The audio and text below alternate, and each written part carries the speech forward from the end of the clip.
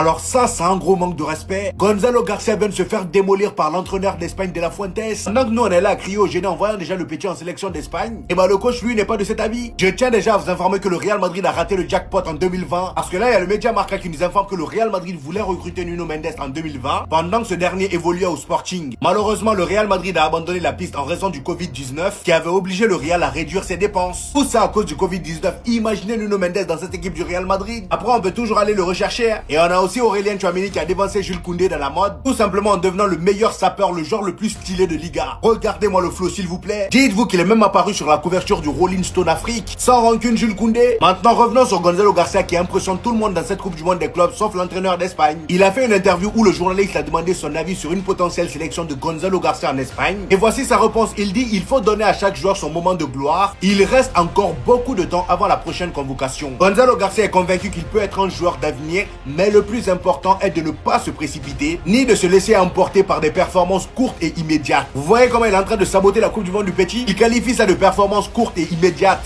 Et son excuse est qu'il n'a même pas encore joué une seule seconde en Liga. Ah bon? Donc là en gros il veut faire comprendre que la Liga est plus compliquée que la Coupe du Monde des clubs. Il enchaîne en disant il faut mériter une chance et le droit d'occuper une place dans l'équipe nationale fantastique où évoluent des joueurs formidables de très haut niveau. Il parle là des joueurs barcelonais, Lamine Yamal, Pedri, Gavi, Fermin Lopez. L'un des seuls joueurs madrilènes qui était dans l'équipe, il ne l'a pas fait jouer presque jamais. Je parle là de Raúl Asensio. Vous comprenez maintenant sa politique? Que des Barcelonais ou rien.